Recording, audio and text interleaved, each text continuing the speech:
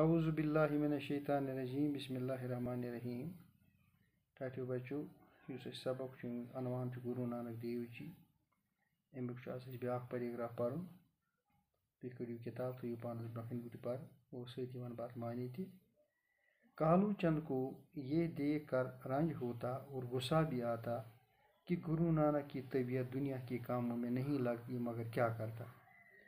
کالو چند اس زن گرو نانک مول تمس بڑ دکھ گسان بیس شرارتی کھسان کہ سہ گرو نانک سن طبیعت دنیا چن کامن من لگانی مگر سہ ہیکان کہین تہ کرت۔ گرو نانک کی بہن کپور تھلا کے علاقے سلطان پور میں بیاہی گئی تھی۔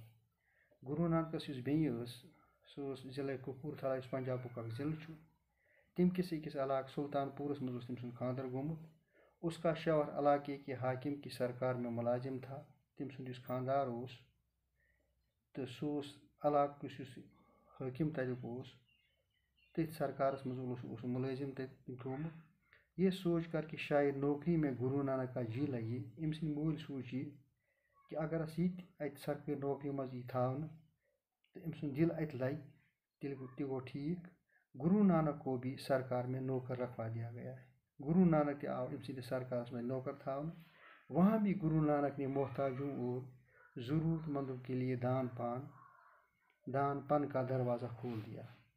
اتہ کور گرو نانکن تی یم زن محتاج ضرورت مند غریب تمن خاطر کھول تم دروازہ اور تمن کور مدد اور سرکاری خزانے کا روپیہ غریبوں اور مفلسوں میں تقسیم کرنے لگی۔ ام تور اس سرکاری خزانہ پونسہ روپیہ کور غریبن تو مفلسن تو نادارن مز تقسیم چنانچہ اس ملازمت سے بھی الگ ہونا پڑا۔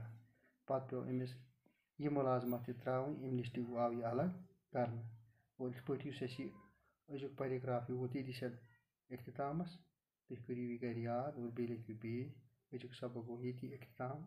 شکریہ۔